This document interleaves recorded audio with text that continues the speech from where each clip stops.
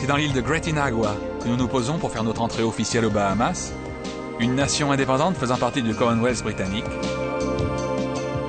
Une grande partie de l'île est une réserve, et on y trouve à certaines saisons jusqu'à 70 000 flamants roses.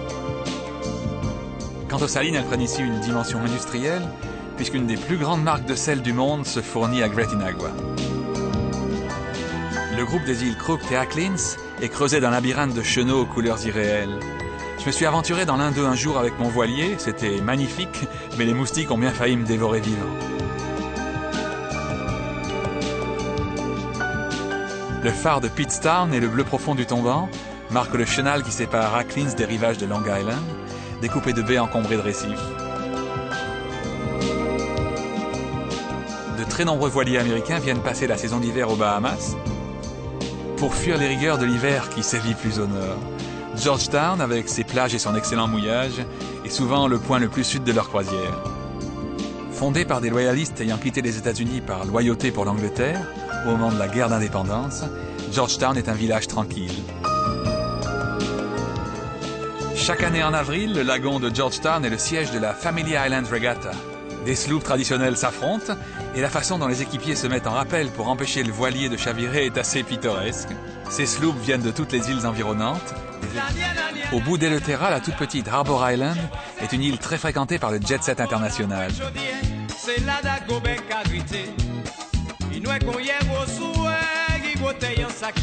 Faut dire qu'on y trouve une des plus belles plages que je connaisse au monde et qu'elle porte très bien son nom de Pink Sands, sable rose.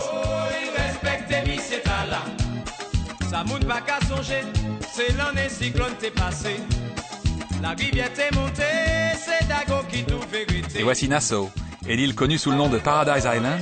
Ici commence le domaine du tourisme à grande échelle.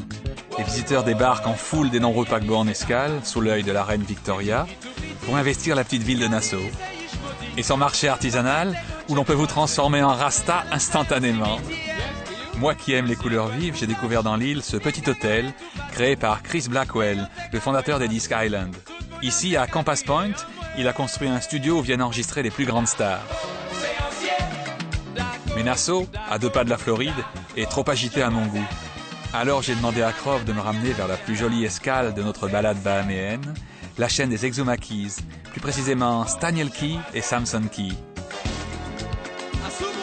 Une dernière fois, notre petit Cessna se pose sur une minuscule piste de terre. Sur ces îlots déserts se sont créées de petites marinas tranquilles, de bons endroits pour amarrer son bateau et pour adopter le rythme nonchalant des îles. Nous allons bientôt devoir nous quitter, mais pas sans une visite à un endroit magique, à l'intérieur d'un rocher qui se dresse au centre d'un lagon bleu. On ne pénètre qu'à la nage dans cette grotte, nimbée d'une lumière si étonnante qu'on y a tourné les scènes du film de James Bond Thunderball. Et si cette eau bleue vous tente, elle est facile à trouver, au cœur des Exumas, qui offre l'éventail infini des bleus des Caraïbes. Voleur d'images, je suis un voleur d'images, j'ai dans mes souvenirs des chagrins, des plaisirs, des rêves, des désirs, des joies, des soupirs, mais je dois repartir. C'est une question de cadrage, je suis un voleur d'images.